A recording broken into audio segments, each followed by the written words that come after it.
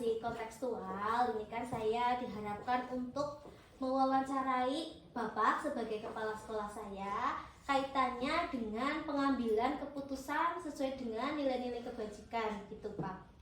Apakah Bapak sedang ada waktu sekarang? Ya, ada. Boleh. Berarti mohon izin ya Pak, percakapan kita kali ini direkam, kemudian nanti juga ada rekaman suara dan juga saya catat juga jawaban dari Bapak untuk saya tampilkan pada tugas saya begitu Pak. Iya. Jadi pada percakapan kali ini ada beberapa pertanyaan yang ingin saya tanyakan ya Pak.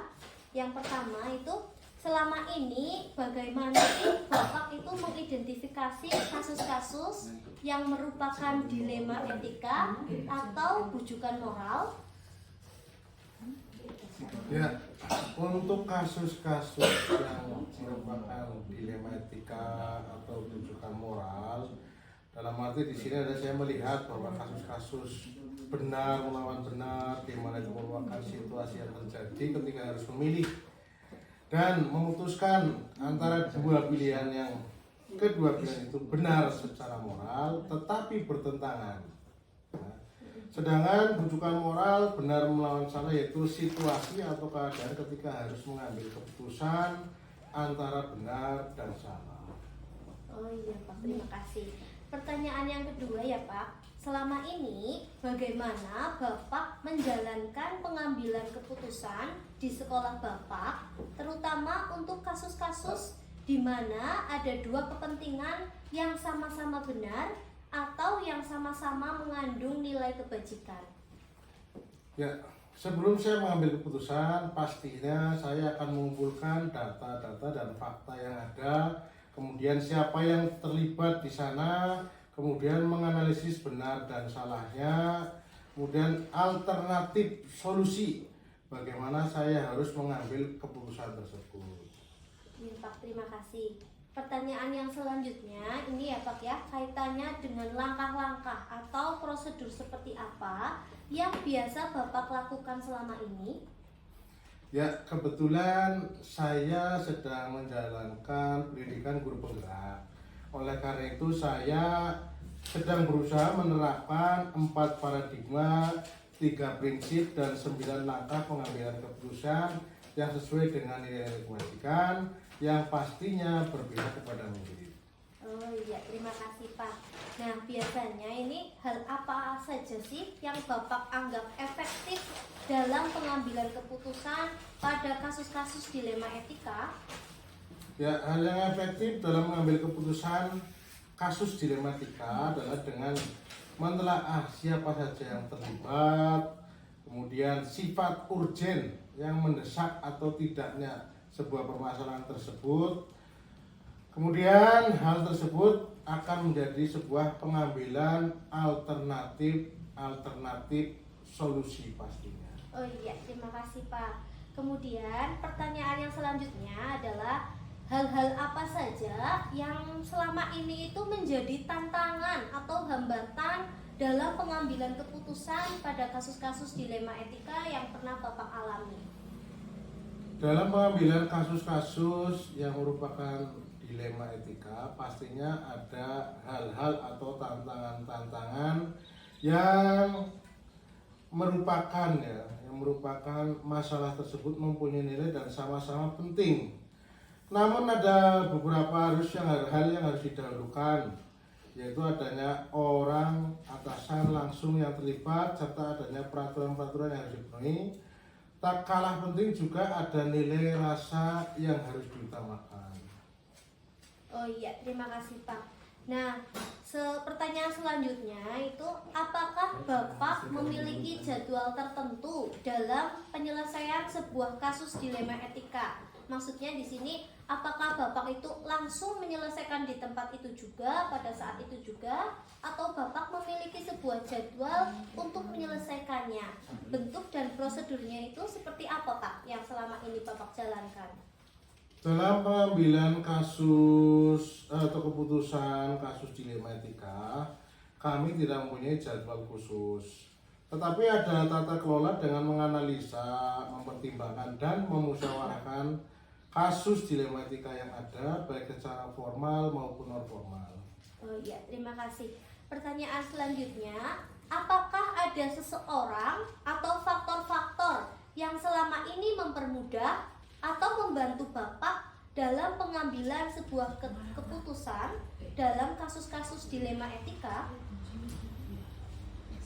Faktor atau orang yang terlibat di sini pastinya ada. Yang jelas seperti ini. Seseorang atau faktor yang mempermudah pengambilan keputusan pada kasus dilema etika adalah orang-orang yang terlibat. Seperti halnya adalah profesional, kemudian orang yang terlibat dan atasan langsung. Oh iya, terima kasih Pak. Pertanyaan yang terakhir nih Pak, ini dari semua yang telah Bapak sampaikan tadi, kira-kira pembelajaran apa yang dapat Bapak petik dari pengalaman Bapak dalam pengambilan keputusan dilema etika? Ya, dari pembelajaran yang diambil dengan dasar pengambilan keputusan pada kasus-kasus dilema etika ini adalah sebelum mengambil keputusan harus banyak menganalisa kasus yang ada, banyak pertimbangan-pertimbangan.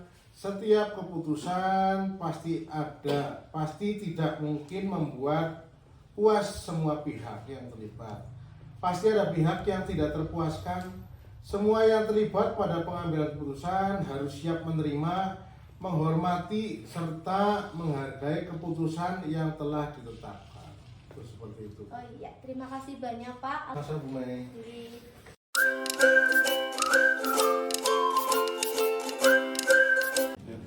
Assalamualaikum Pak Slamet. Waalaikumsalam warahmatullahi wabarakatuh. Begini Pak Slamet, kedatangan saya ke SD Negeri 2 Cikawung ini, saya ingin menemui Bapak berkaitan dengan tugas saya ya Pak di pendidikan guru penggerak yang sedang saya jalankan.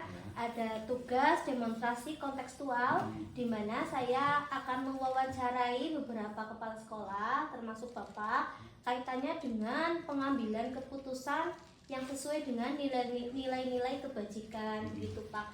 Jadi di sini saya mohon izin kepada Bapak untuk merekam pembicaraan kita hari ini, baik itu melalui rekaman video juga rekaman suara begitu Pak. Apakah boleh Pak?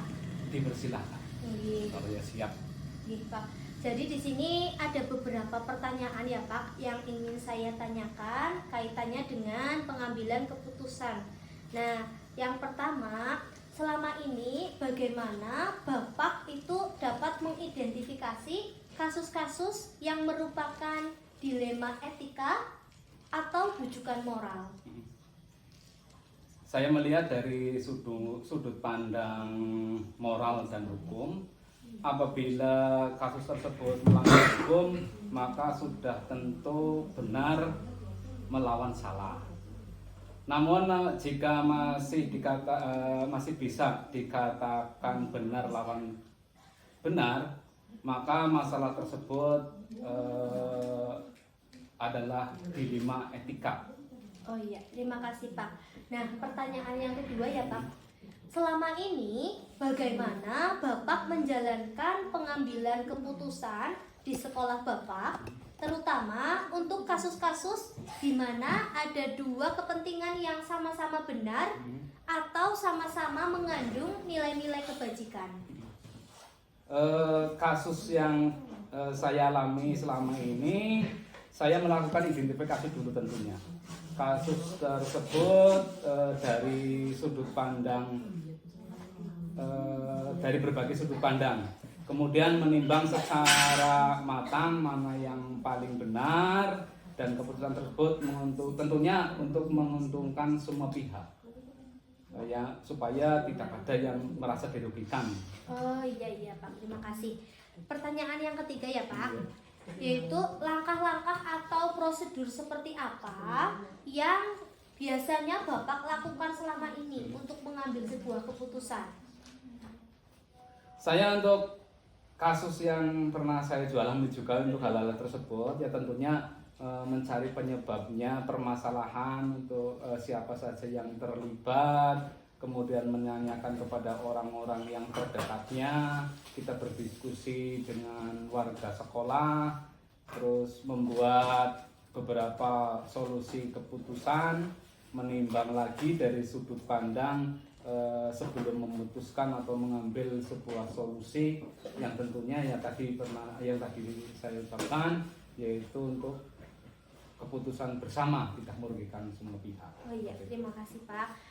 Pertanyaan selanjutnya ya Pak, hal-hal apa saja yang selama ini Bapak anggap efektif dalam proses pengambilan keputusan pada kasus-kasus dilema etika?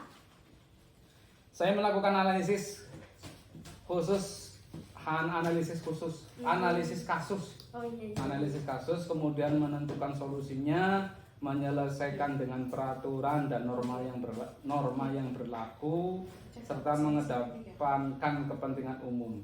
Jadi solusi tersebut bermanfaat bagi banyak orang, baik untuk secara jangka panjangnya. Jadi hasilnya itu bermanfaat untuk jangka yang panjang. Oh iya, terima kasih Pak. Nah, dalam pengambilan sebuah keputusan itu kan tentunya ada beberapa tantangan ya Pak ya dalam prosesnya begitu.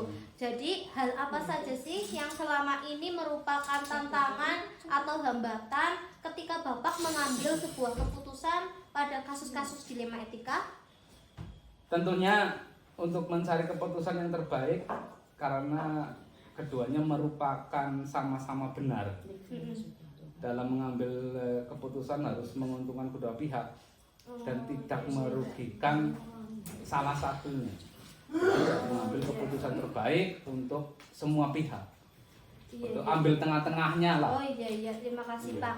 Nah, pertanyaan yang selanjutnya ya, apakah Bapak memiliki sebuah seperti kayak jadwal tertentu dalam sebuah penyelesaian kasus dilema etika, ataukah Bapak itu langsung menyelesaikannya di tempat itu saat itu juga, atau memiliki jadwal untuk menyelesaikannya dalam bentuk seperti bentuk atau prosedur itu yang seperti apa yang selama ini Bapak jalankan? Untuk masalah yang ringan biasanya langsung saya putuskan saja. Tetapi untuk masalah-masalah yang berat, ya langkah-langkahnya seperti tadi telah saya utarakan di depan itu seperti itu. Oh iya, terima kasih Pak. Nah, pertanyaan selanjutnya, apakah ada seseorang atau faktor-faktor apa yang selama ini mempermudah Bapak atau membantu Bapak dalam proses pengambilan keputusan dalam kasus-kasus dilema etika? Dalam mengambil keputusan biasanya saya selalu mengajak warga sekolah, stakeholder, baik wali murid atau orang-orang yang mempunyai kedekatan emosional, kedekatan personal dengan orang yang mengalami masalah tersebut. Jadi banyak yang membantu dalam mencari alternatif solusi untuk masalah tersebut. Oh iya, terima kasih. Pertanyaan yang terakhir ya Pak, dari semua hal yang telah Bapak sampaikan tadi, itu pembelajaran apa yang dapat Bapak petik dari pengalaman Bapak dalam mengambil keputusan dilema etika? Tentunya kan untuk saya pribadi itu akan lebih bijaksana dalam menganalisis sebuah permasalahan untuk dijadikan pertimbangan, menentukan solusi yang tepat dan terbaik. Dan tentunya untuk saya pribadi juga tidak egois. Oh iya Pak. Terima kasih banyak Pak atas waktunya. Sama-sama. Saya mohon maaf apabila dalam penyampaiannya banyak tutur kata yang salah. Sama-sama. Terima kasih, semoga sukses selalu ya Pak. Amin. Ya mohon maaf bila banyak yang tidak sesuai dengan yang diinginkan oleh tubuh. Matur nuwun. Assalamualaikum Pak. Waalaikumsalam warahmatullahi wabarakatuh.